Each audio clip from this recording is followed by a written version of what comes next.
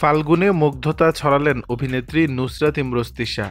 কোনোরকম দাপট ছাড়াই ষড়ঋতুর দেশ থেকে বিদায় নিল শীত, চলে এলো বসন্ত, অর্থাৎ শুক্রবার পয়লা ফাল্গুন।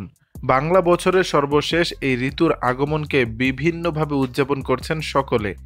এদিন ফাল্গুনী আমেজে নিজেকে সাজিয়ে তোলার চেষ্টা করেছেন কেউ কেউ, বাদ যায়নি দেশের তারকা মহলও। বসন্ত এসে গেছে বলতে বলতে সামাজিক মাধ্যমে চোখ আটকে যায় হলুদের সমারোহে। বলা বাহুল্য, ফাল্গুন মানেই হলুদ, হলদেটে বাসন্তী বা গেরুয়া রঙের পোশাক। সাধারণদের পাশাপাশি তারকারাও নানা সাজে ফেসবুকে ছবি পোস্ট করেছেন।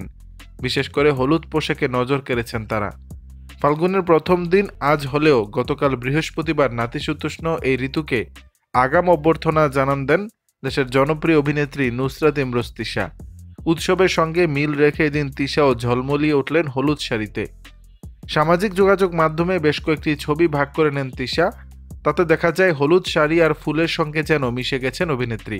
ক্যাপশনে লিখেছেন, ফাগুন এসেছে। এর সঙ্গে সঙ্গেই মুগ্ধতা প্রকাশ করে তিশার ভক্তরা।